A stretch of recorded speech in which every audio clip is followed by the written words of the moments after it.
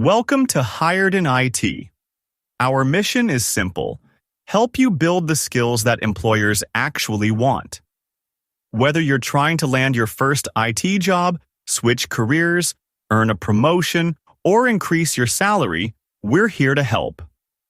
Every video is thoroughly researched and designed to make complex IT topics easy to understand.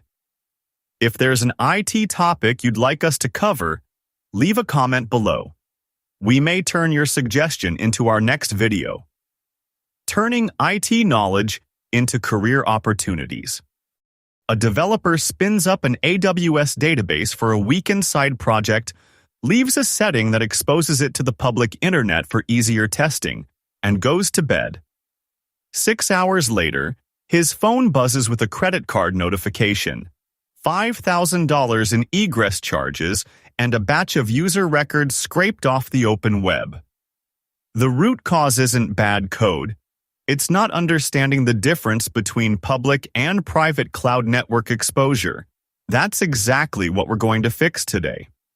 Last part, we broke down IaaS, PaaS, and SaaS, who manages what. This time, we're going a layer deeper into deployment models. By the end of this video, you'll be able to explain public, private, and hybrid cloud in a single sentence each, map the right model to the right business problem, and spot the trillion-dollar trap that makes hybrid cloud the most expensive deployment for people who don't plan ahead. Public cloud means infrastructure owned by a provider like AWS, Azure, or Google Cloud, and shared across thousands of customers, a concept called multi-tenancy. You pay only for what you consume, no hardware to buy, no data center to lease. It's why public cloud now accounts for a massive share of global cloud spend. You can start with a credit card and a few clicks instead of a six-figure purchase order. But for data governed by strict regulations like HIPAA, the Health Insurance Portability and Accountability Act for patient data, you'd typically consider a private or hybrid model instead. Private cloud flips that model. It's infrastructure dedicated to a single organization, either running in its own data center or in a colocation facility. Nobody else's workloads touch those servers. A hospital, for example, might run a private cloud to keep every byte of patient data under HIPAA compliance. With the physical racks locked in a cage, only their security team can access. You trade the shared cost advantage for total control and maximum privacy. Hybrid cloud combines two worlds. Part of your application runs in a private environment. Part runs in the public cloud. The two communicate securely as if they were part of one larger system. Imagine a hospital. Patient medical records stay inside the hospital's private infrastructure to satisfy compliance requirements. Meanwhile, the public website, appointment scheduling, and patient portal run in the public cloud where they can automatically scale during busy periods. Technologies like AWS Outposts, Azure Arc, Azure Local, and secure VPN or dedicated connections make this possible. Hybrid cloud isn't about splitting workloads randomly. It's about placing each workload where it makes the most business sense. Let's put everything together before we continue. Public cloud means your applications run in infrastructure shared with other customers. Private cloud means the infrastructure is dedicated to your organization. Hybrid cloud combines both into one connected environment. Think of deployment models as answering one simple question: where should this workload run? Everything else in this lesson helps you answer that question with confidence. Time for a quick recall beat. Pause if you want to think through the answer. Let's test what you've learned about the three deployment models. Time for a quick recall beat.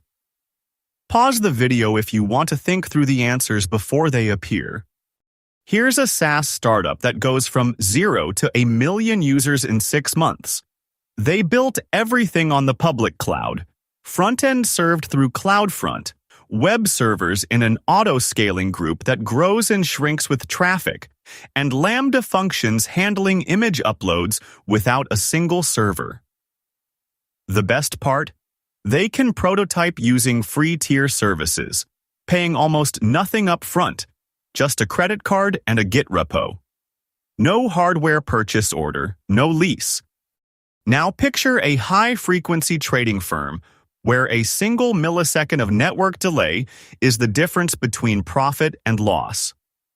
Public internet latencies can easily add enough delay to cripple a trading strategy, so they deploy private cloud on bare metal servers collocated right next to the exchange's matching engine, targeting ultra-low latency. They trade shared cost for absolute determinism, because in their world, speed isn't a feature, it's the entire business. A national retailer faces a dilemma. Keep the payment processing on-prem to satisfy PCI DSS audits, but the customer-facing web store needs to handle 10 times the traffic during holiday sales. They run a hybrid model. The secure payment app lives in their private cloud, while the storefront bursts onto the public cloud every November. The VPN tunnel links the two environments so they act like one network. The mistake they avoid? Paying for idle private hardware 11 months a year just to survive one peak. Lock in those use cases. A startup with unpredictable traffic, zero compliance worries. Which model do you choose? And while we're at it, in IaaS, who's responsible for patching the operating system? Hybrid cloud sounds like the best of both worlds. And sometimes it is. But there's a reason experienced architects don't recommend it unless there's a real business need. With hybrid cloud, you're managing two infrastructures, two networking environments, two security models, sometimes two monitoring platforms, and often two teams. The technology isn't usually the expensive part. The operational complexity is. That's why many organizations move to hybrid only when compliance, latency, or business requirements truly demand it. These 4 hidden costs derail hybrid budgets fast. First, data egress. Pulling data from the public cloud to your private cloud often triggers charges, and at scale, those add up fast. Second, if you want low latency, you'll pay for a dedicated connection like AWS Direct Connect. Third, you're suddenly hiring engineers who can juggle both AWS and VMware, and that talent carries a premium. Finally, license portability can catch you off guard. That Windows Server license you own may not be valid in the cloud without an added software assurance agreement. Here's one of the biggest misconceptions in cloud computing. Many people assume private cloud equals secure. That's not true. Security comes from good design, not where the servers live. A public cloud can be extremely secure when it's configured correctly. A private cloud can be extremely vulnerable if systems aren't patched, monitored, or properly segmented. Whether your infrastructure lives in your own data center or in AWS, Azure, or Google Cloud, you're still responsible for securing the parts you manage. Cloud changes where your infrastructure runs. It doesn't eliminate your responsibility to protect it. Here's a mistake that trips up even experienced IT folks: using hybrid and multi-cloud interchangeably. Hybrid mixes private and public clouds with active integration. Think AWS Outposts connecting your on-prem rack directly to AWS. Multi-cloud means using 2 or more public providers like AWS and Azure without any private component. Know the difference, or you'll sound like an amateur in an interview. Recall beat. Checkpoint number 3. Multi-cloud or hybrid. The #1 beginner security mistake in AWS: creating a database with public access. Let's walk through it. In the RDS console, you click Create Database. Scroll to the Connectivity section, and you'll see a toggle labeled Public Accessibility. If you leave it on Yes, this database gets a public IP, and suddenly your customer data is reachable from anywhere on the internet. Always flip it to No unless you have a very specific secured reason. Let's look at a real Kubernetes YAML snippet that enforces hybrid node placement. This deployment uses a node selector to target nodes labeled environment equals private, so the payment processing pod is scheduled only on nodes you've tagged as private. Meanwhile, the front-end deployment won't have this selectors, leaving it free to scale across public cloud nodes when demand spikes. It's a straightforward way to help steer sensitive workloads. Here's where hybrid shines: disaster recovery without building a second data center. With services like AWS Elastic Disaster Recovery, you replicate from your private cloud to a public cloud region. If the on-prem site fails, you fail over to the cloud. Recovery can happen in minutes, not hours. And it's far more cost-effective than maintaining a mirrored physical facility. That's how hospitals and financial firms maintain uptime when disaster strikes. Imagine clicking a button in an application. If the server is in the same building, the response may feel almost instant. Now imagine every request traveling hundreds of miles to a cloud region.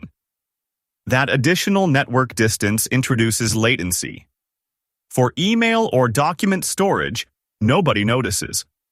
For robotic manufacturing, stock trading, or industrial control systems, even a few milliseconds can matter. That's why organizations don't choose deployment models based only on cost. They also consider where users, applications, and data physically live. Always measure real latency before making architectural decisions. When architects evaluate a deployment model, they rarely start by asking, "Should we use public cloud?" Instead, they ask 4 questions. First, does the application have regulatory or compliance requirements? If yes, private or hybrid becomes a strong candidate. Second, does the workload experience unpredictable traffic? If yes, public cloud's elasticity is difficult to beat. Third, is ultra-low latency critical? If yes, keeping part or all of the workload close to users may be the better choice. Finally, what provides the lowest total cost of ownership over the application's lifetime? Notice something. The cloud model isn't the goal. Meeting the business requirements is. That's how cloud architects make deployment decisions. Recall beat. Checkpoint. Model selection and latency. Recall beat. Time for one more checkpoint. 3 quick questions. Let's see how much you remember. 3 rules to lock this in. 1. Public cloud wins for scale and flexibility, but your clicks are your security perimeter. 2. Private cloud gives you control and compliance, but you're on the hook for every patch and power bill. 3. Hybrid is a strategy, not a checkbox. Deploy it only when you need both environments and never confuse it with multi-cloud. These distinctions aren't academic. They're the difference between a secure, cost-effective architecture and a 6-figure mistake. You now know exactly when to reach for public, private, or hybrid, and the traps that make each one expensive.